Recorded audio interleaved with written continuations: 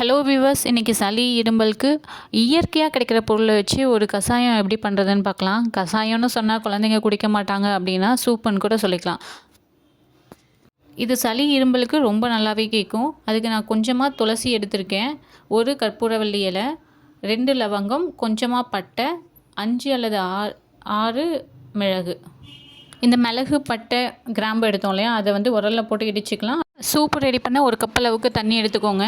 தண்ணி சூடானதும் அதில் ஒரு கற்பூரவள்ளி இலை, கொஞ்சமாக துளசி அண்ட் இடித்து வச்சுருந்த மிளகு அதெல்லாம் இதுலேயே சேர்த்து கொஞ்சம் கொதிக்க விடுங்க. இதில் லைட்டாக ஒரு பிஞ்ச் அளவுக்கு மஞ்சள்தூள் சேர்த்து கொஞ்சம் நேரம் கொதிக்கட்டும். நல்லா கொதித்ததும் ஸ்டவ்வை ஆஃப் பண்ணி வடிகட்டிக்கோங்க. அவ்வளோதான். இதில் உங்களுக்கு வேணும் அப்படின்னா உப்பு ஆட் பண்ணிக்கலாம், சுகரும் ஆட் பண்ணிக்கலாம். குழந்தைங்க குடிக்க மாட்டாங்க அப்படின்னா நீங்கள் நாட்டு சக்கரை கொஞ்சமாக ஆட் பண்ணி கொடுங்க. ரொம்பவே நல்லது.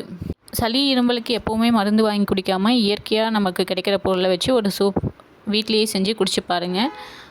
ரொம்ப நல்லாவே கேட்கும். நீங்களும் ட்ரை பண்ணி பார்த்துட்டு கமெண்ட் பண்ணுங்கள். பாய்.